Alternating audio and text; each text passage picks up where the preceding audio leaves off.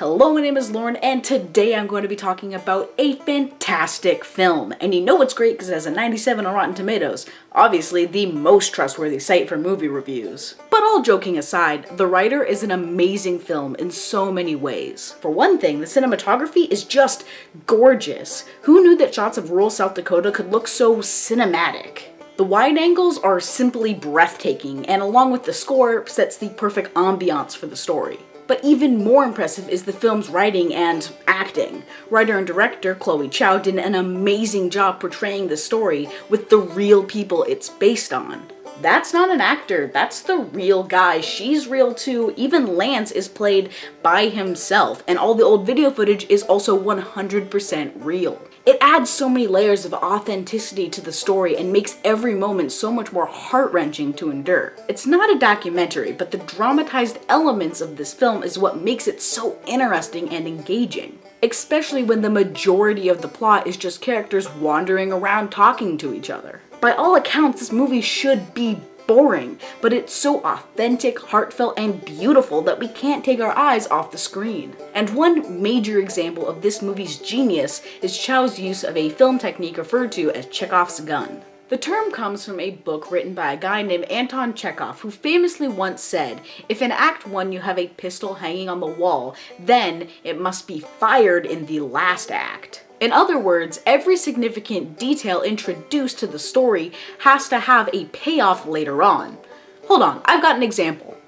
It's kind of like if I framed a shot like this. If the switch doesn't get flipped, the audience can feel cheated. So how does this relate to The Writer? Well, it's not so much of a gun as a twitchy hand. And let me just say, it was basically impossible to find clips of this stuff, so bear with me, I'm doing my best. The first time we see Brady's hand twitch is actually really early on in the movie while he's sipping some coffee.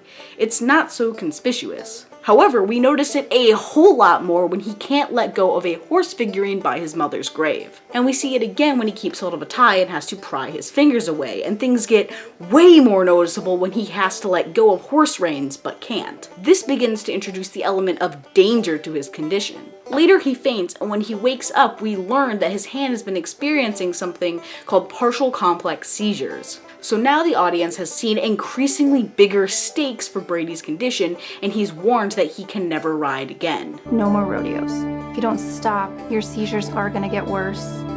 So when he's determined to enter the rodeo, all we can think about is his hand and how it's going to fail and he'll likely lose control. And Zhao is constantly reminding us of this. Right up until Brady's final choice as he's watching other riders, we get not one, not two, but 5 shots of hands. So with his family and friends watching nervously, Brady decides not to ride.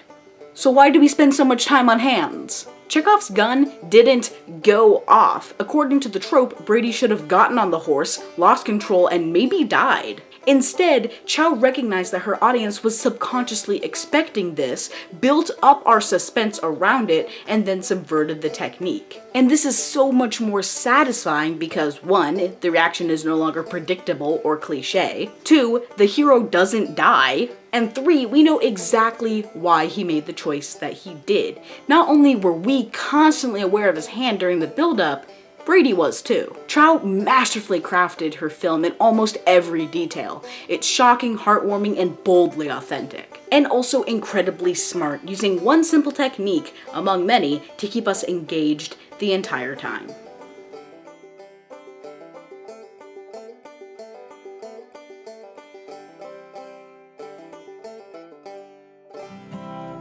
I'm a gambling man.